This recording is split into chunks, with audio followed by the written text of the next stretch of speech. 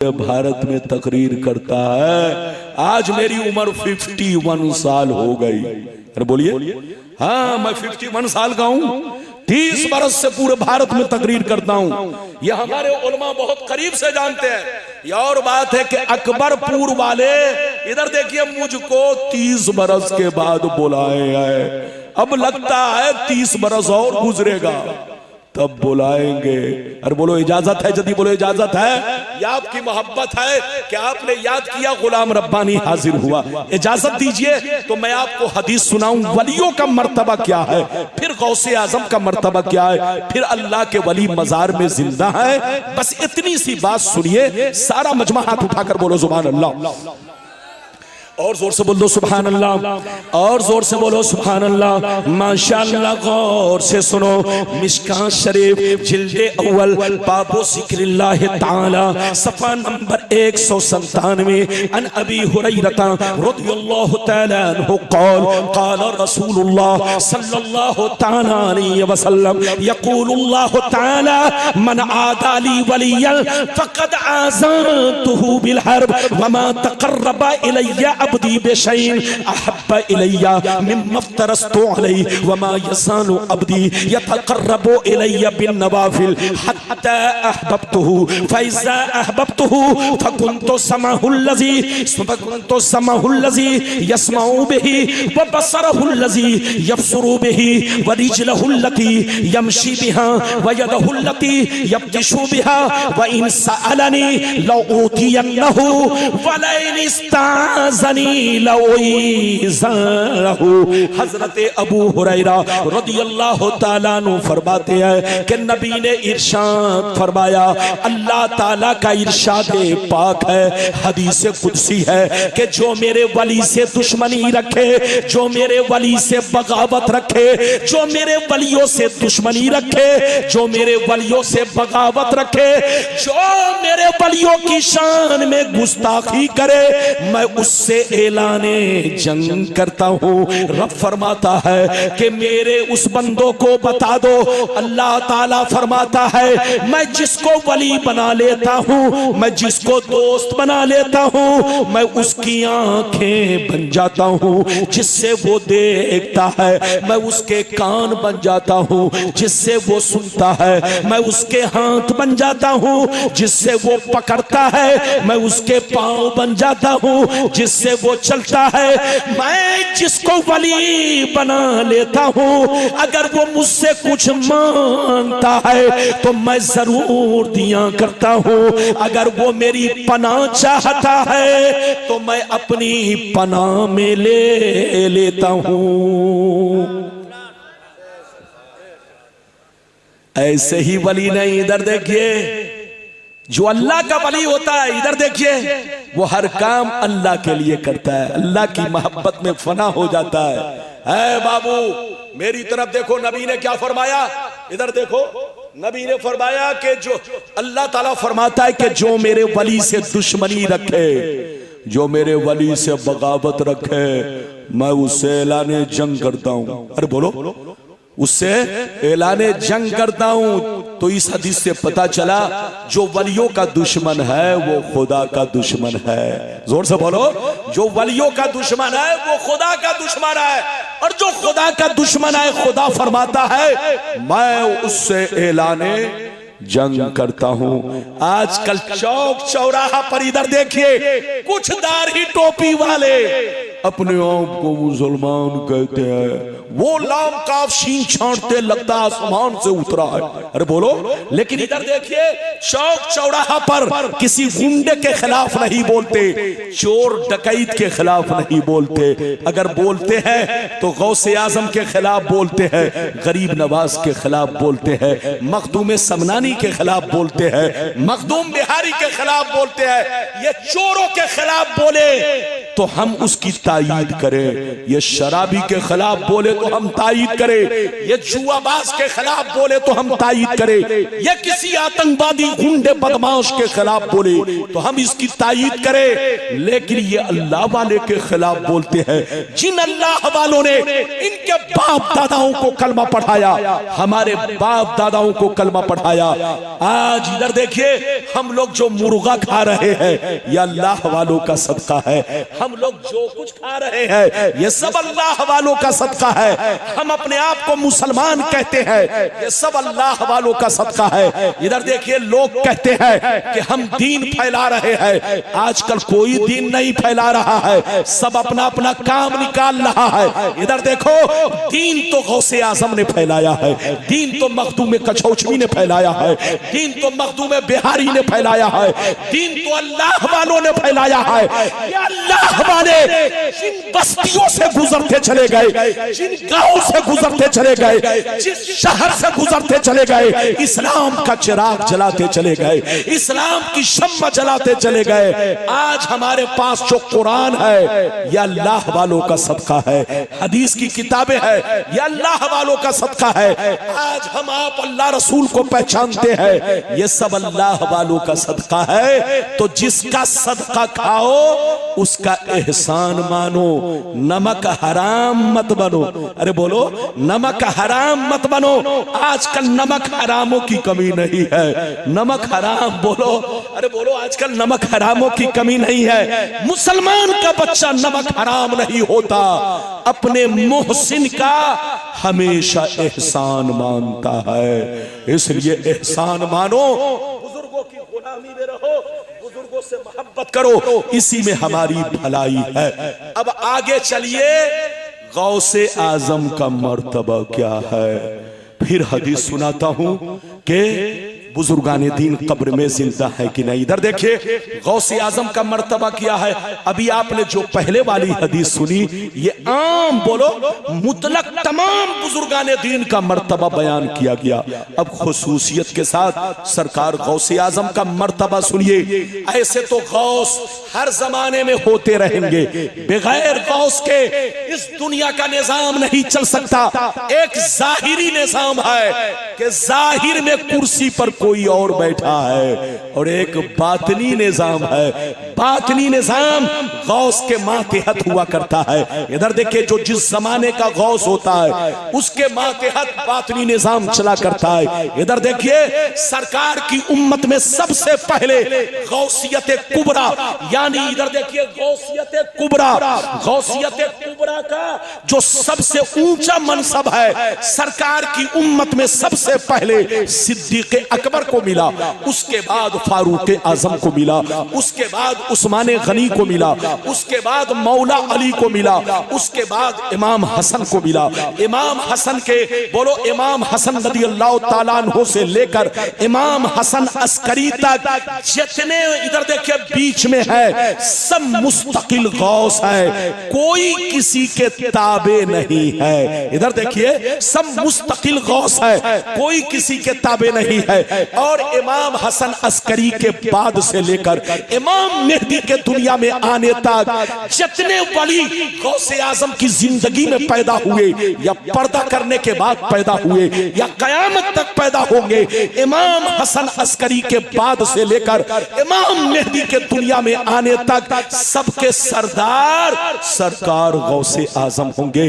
गौसियत कुबरा के मनसब पर सरकार गौसे आजम फायज होंगे। जब इमाम मेहदी आएंगे तो ये मनसब इमाम मेहदी के हवाले कर दिया जाएगा। ये है सरकार गौसे आजम की शान। आला हजरत जलसा करना कोई आसान नहीं और तकरीर भी करना कोई आसान नहीं है। आप लोग समझते पुलाव चलाओ बिरयानी लो खा लो, तकरीर देख रहे हैं। इधर देखिए, ठंडी में भी पसीना आता है। जब जनवरी के महीने में मुझको पसीना आता है तो ठंडी देखकर मुझको शर्म आती है। किस मौलवी से पाला पड़ गया कि मुझको भी पसीना आ गया। इसलिए तकरीर भी करना कोई आसान नहीं है। आप लोग तकरीर को आप ऐसे मत समझिए। मौलाना रब्बानी जिस रंग में बोलता है और जिस तरह हदीस पेश करता है, इधर देखिए, अगर बदअकीदे पेश करे तो बौलो बराज निकल जाए। हाँ इजाजत है, जल्दी बोलो इजाजत है। आजकल कुछ लोग कहते हैं कि अल्लाह वाले सड़ गए, गल गए, मिट्टी में मिल गए। अरे बोलो, कुछ लोग कहते हैं कि अल्लाह वाले सड़ गए, गल गए, हजरत मिट्टी में मिल गए। बोलो माशअल्लाह, अरे जोर से बोलो माशअल्लाह।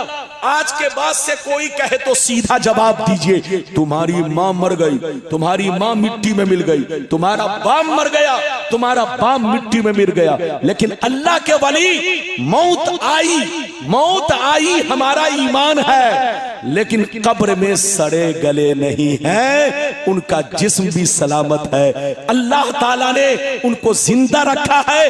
वो कब्र में कुरान भी पढ़ते हैं, नमाज भी पढ़ते हैं, अजान भी होती है। कहिए तो मैं सब सुना दूं। अरे बोलो, कहिए तो सब हदीस सुनाऊं। अच्छा एक बात बताइए, हदीस तो सुनाऊंगा, लेकिन 2 मिनट आपका टाइम लेना चाहता हूं, इजाजत है? अरे बोलो, 2 मिनट आपका टाइम लेना चाहता हूं, इजाजत है? ए बाबू लोग, 10 मिनट और मेरी तकरीर सुनो, फिर कुर्सी छोड़कर चाहे जहां चले जाओ, कोई बात नहीं है। मेरी तरफ देखो, मैं हदीस सुनाने जा रहा हूं, लेकिन 5 मिनट आपका पहले टाइम लूंगा। ये बताइए, माशाअल्लाह, सुभान अल्लाह, अल्लाह। ये देखिए, कभी कभी लोग इधर देखिए, जब तकरीर किया करे कोई, इधर देखिए, चाहे मैं करूं चाहे कोई भी आलिम, तो हाथ में मत पकड़ाइए, क्योंकि आप हाथ में पकड़ाएंगे तो मौलाना की तकरीर पैसे में उलझ जाएगी। बात चली तो मैंने कह दिया, अब आप हदीस का मतलब सुनिए, ताकि तकरीर मेरी बोलो मैं अपनी तकरीर को बिल्कुल अपने वादे के मुताबिक समेटने की कोशिश करूं। हजरत अब्दुल्ला बिन अब्बास कहते हैं कि बास सहाबा जिहाद के मौके से बाहर तशरीफ ले गए। जब वहां पहुंचे तो एक चटियल मैदान में खीमा लगाने लगे। क्या लगाने लगे? जोर से बोलो। खीमा लगाने लगे, यानी झुग्गी बनाने लगे, झोपड़ी बनाने लगे। गौर से सुनिए, सहाबी जहां पर खीमा लगा रहे थे, पहले से मालूम न था, पहले से जानकारी न थी, पहले से पता न था यहां पर कोई कब्र मौजूद है। चटियल मैदान, जमीन बिल्कुल बराबर, कब्र का नामो निशान नहीं। लेकिन ऐ सुन्नी भाइयों, ध्यान से सुनो, जैसे खीमा लगाने लगे, अचानक कब्र जाहिर हुई। उसमें एक इंसान नजर आया जो जिंदा था, झूम झूम कर कुरान के सूरह मुल्क की तिलावत कर रहा था, सूरह मुल्क को पढ़ रहा था। सहाबी परेशान होकर नबी की बारगाह में हाजिर हुए, अर्ज करने लगे, ज़रब तो खिबाई अला कब्रिन वाना ला असबु अन्नहु कब्रुन फफीहे इंसानुन यक़रा सूरतल मुल्क हत्ता खतमहा।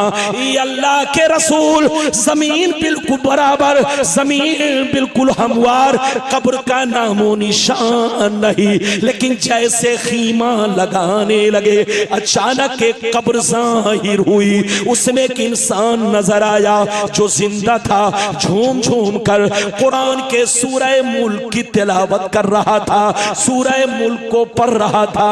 इतना सुनना था, नबी मुस्कुराने लगे, इरशाद फरमाने लगे, हे अलमानियातुल मुंजियतो तुंजीह मिन अज़ाबिल कब्र।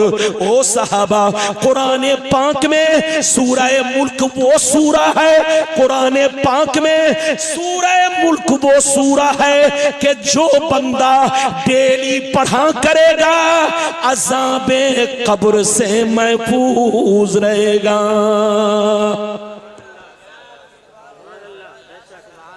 ऐसे नहीं, हाथ उठाकर बोलो सुभान अल्लाह, और जोर से बोलो। जो हदीस मैंने पेश किया, इससे 2 बातें मालूम हुई। एक बात तो ये मालूम हुई कि जो बंदा कुरान के सूरह मुल्क को डेली पढ़ेगा, अरे बोलो, डेली पढ़ा करेगा, चाहे रात में पढ़े चाहे फजर की नमाज के बाद पढ़े, 24 घंटा में 1 मर्तबा अगर वो सूरह मुल्क पढ़ा करेगा तो नबी फरमाते हैं अज़ाबे कब्र से महफूज रहेगा। और दूसरी बात इस हदीस से यह मालूम हुई कि जो अल्लाह के वली होते हैं, जो शहीद होते हैं, बोलो, जो अल्लाह के वली होते हैं, जो शहीद होते हैं वो मरते नहीं, मौत तो आती है लेकिन कब्र में जिंदा होते हैं। अल्लाह ताला के फजलो करम से वो रिस्क भी पाते हैं और वो अपने बोलो हाजिरी देने वालों के सलाम को भी सुनते हैं, उनको देखते भी हैं, पहचानते भी। इजाजत दीजिए तो एक छोटी हदीस और सुना दूं। हदीसें तो बहुत है, अरे हदीस तो बहुत है। मैं अपनी पेटी का ताला हर जगह नहीं खोलता हूं। आप लोग समझते हैं अकबरपुर में खुल जाएगा, नहीं, अकबरपुर में उस वक्त खुलेगा, अरे बोलो जब कोई पेट वाला आएगा। हाँ, मेरा ताला हर जगह नहीं खुलता, फिर भी मैं कोशिश कर रहा हूं कि अपना ताला खोलकर आप तक हदीसें पहुंचाऊं। इजाजत दीजिए, बच्चे को बैठाइए। 2 मिनट में एक छोटी, इधर देखिए, अल्फाज के एतबार से छोटी है लेकिन मफहूम और मर्तबे के एतबार से बहुत बुलंदो बाला है। इजाजत दीजिए तो जल्दी से सुनाऊं। इजाजत है माशाअल्लाह, तो ध्यान से सुनिए। हाथ उठाकर बोलो सुभान अल्लाह, और जोर से बोल दो सुभान अल्लाह। माशाअल्लाह, गौर से सुन लो। बुखारी शरीफ, जोर से बोलो बुखारी शरीफ, जिल्दे अव्वल, जनाजा का बयान, सफा नंबर 180। कितना जोर से बोलो। बुखारी शरीफ, जिल्दे अव्वल, जनाजा का बयान, सफा नंबर 180। अन जाबिर रदियल्लाहु तआला अन्हु क़ाल दफनतु माहु आखरा फी क़ब्रिही सुम्मा लम ततिब नफ्सी अन अतरकहु मा आखर फस्तखरजतहु बादा सित्तते अशहुर फैज़ा हुवा कयौमि वदातहु हुनैया। हजरत जाबिर कहते हैं कि जब मेरे अब्बा जंगे उहुद में शहीद हो गए तो मैंने अपने अब्बा को उसी चटियल मैदान में कब्र खोद कर दफन करना शुरू कर दिया। जैसे दफन कर रहा था इतने में दूसरा जनाजा पहुंच गया, दूसरे शहीद का जनाजा आ गया। इतना मौका नहीं था, जंग का मैदान था, इतनी मोहलत नहीं थी कि दूसरी कब्र तैयार कर सकूं। मैंने अब्बा की कब्र में मजबूरन उनको भी दफन कर दिया, यानी एक कब्र में 2 लोगों को दफन कर दिया।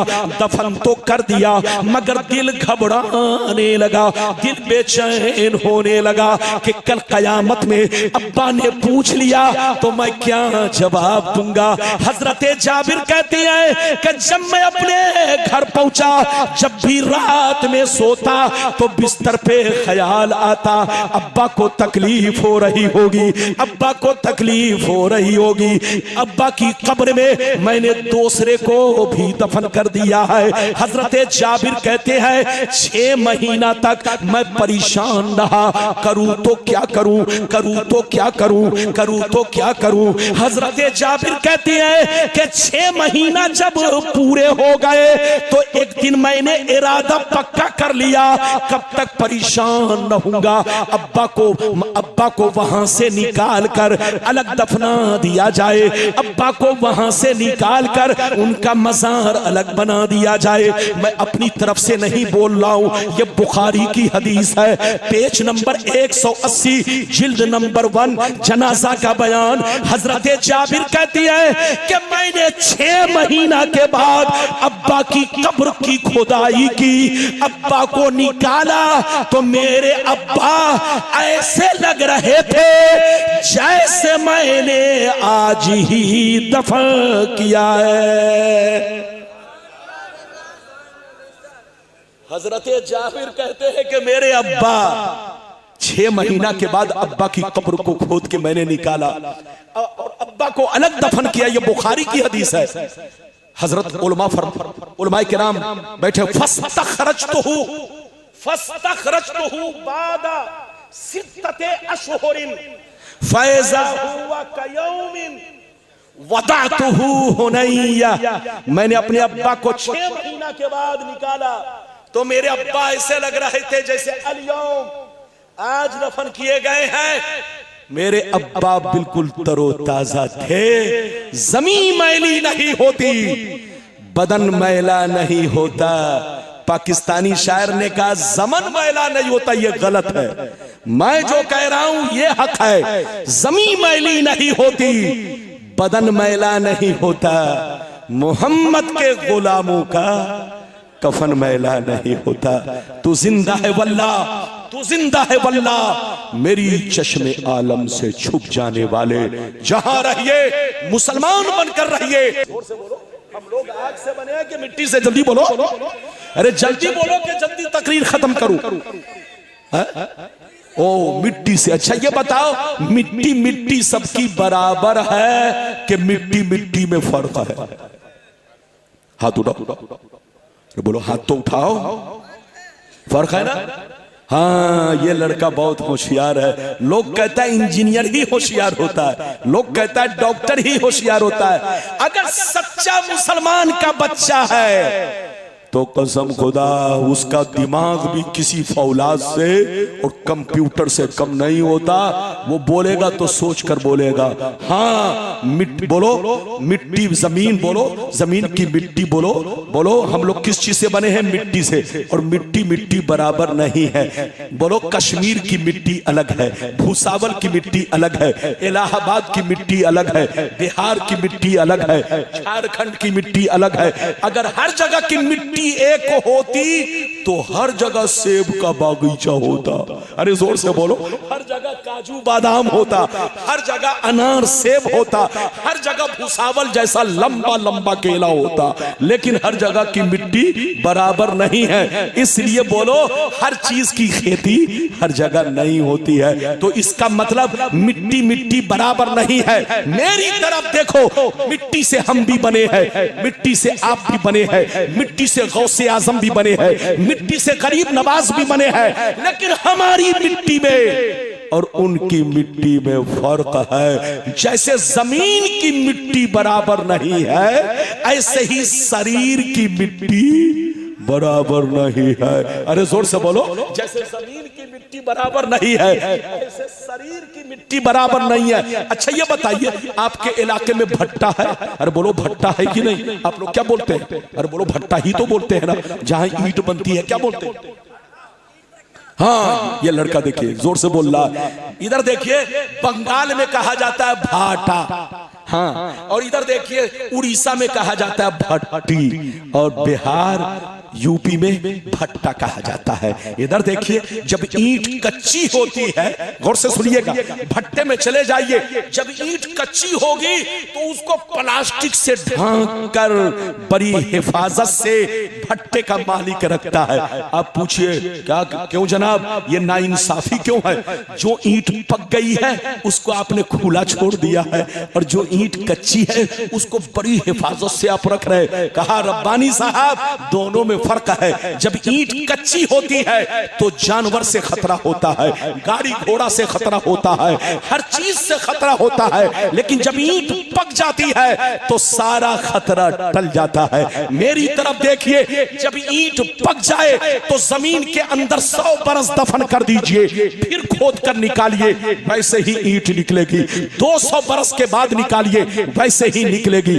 500 बरस के बाद निकालिए, वैसे ही निकलेगी। खूब टन टन अगर करने वाली ईंट होगी तो 1000 बरस के बाद निकालिएगा, वैसे ही ईंट निकलेगी। उन बेईमानों से पूछिए कि ईंट सोने से नहीं बनी है, ईंट तो मिट्टी से बनी है। 100 बरस हो गए जमीन नहीं खाई, 200 बरस हो गए जमीन नहीं खाई, 300 बरस हो गए जमीन नहीं खाई, 1000 बरस तक हो गए जमीन नहीं खाई। याद रखिए, तो जवाब आप उसको यही देंगे, जनाब नादान कान खोलकर सुन लो, जमीन सब मिट्टी को नहीं खाती, उसी मिट्टी को खाती है जो मिट्टी कमजोर होती है, जो मिट्टी कच्ची होती है। मेरा ईमान है कि काफिर मरता है तो जमीन उसे खा जाती है, बेईमान मरता है जमीन उसे खा जाती है, बेअमल मुसलमान मरता है जमीन उसे खा जाती है, क्योंकि उसके शरीर की मिट्टी कच्ची होती है, उसका ईमान कच्चा होता है।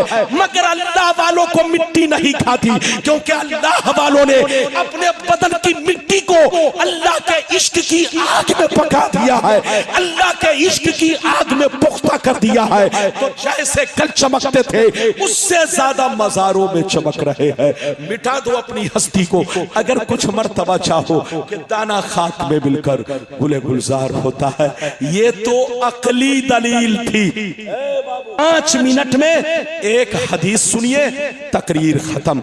अल्लाह के वली कब्र में जिंदा है, नमाज भी पढ़ते हैं, अजान भी होती है, कुरान भी पढ़ते हैं। इजाजत दीजिए तो मैं जल्दी जल्दी 5 मिनट में ये 2 हदीस सुना दूं ताकि आपका ईमान बिल्कुल फ्रेश हो जाए। क्या हो जाए? जल्दी बोलो। फ्रेश।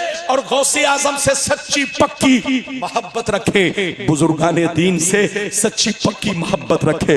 इजाजत दीजिए तो मैं आपको हदीस सुनाऊं। सारा मजमा बाबू लोग हाथ उठाकर बोलो सुभान अल्लाह।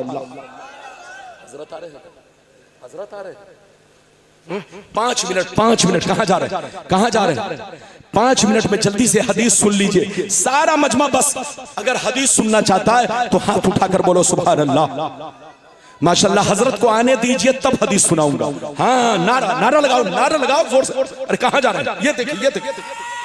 सामईन हजरात, ये प्रोग्राम आप सुन्नी जंक्शन की जानिब से समाअत कर रहे हैं।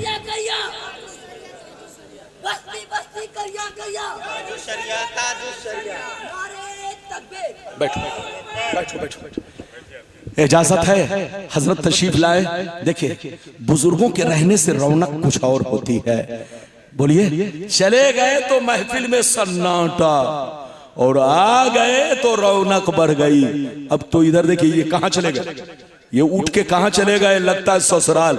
इधर देखिए, जलसे में हर तरह का आदमी आता है। कुछ लोग आता है जिलेबी खरीदने, और कुछ लोग आता है गुब्बारा खरीदने, और कुछ लोग आता है ससुराल का मुर्गा खाने, और कुछ लोग आता है समधी से बात करने। तो जो समधी से बात करने आए थे वो समधी मिलन के बाद सो गए, और जो ससुराल का मुर्गा खाने आए थे वो भी मुर्गा खाकर सो गए, और जो नबी के दीवाने आए हैं वो बैठे हुए हैं। मुझे उम्मीद है कि 5 मिनट मेरी तकरीर को और दिल से सुनिए, और हुजूर मियां की जियारत करते रहिए, आले रसूल को नजरे मोहब्बत से देखते रहिए। इजाजत है? जल्दी बोलो इजाजत है। तो जल्दी सुन लो, जल्दी से कि अल्लाह के वली मजारों में जिंदा है।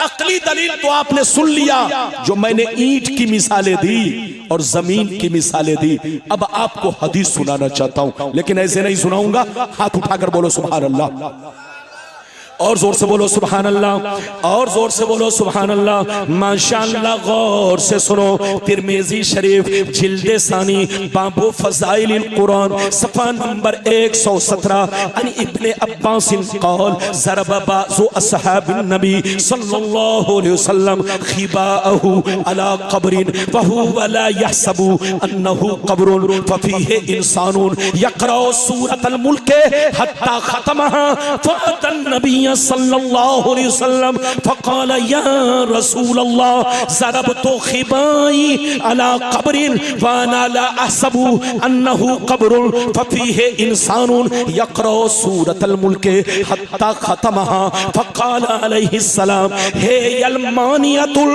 मुंजियतु तुंजीहि मिन अज़ाबिल क़ब्र। जोर से बोल दो सुभान अल्लाह। अब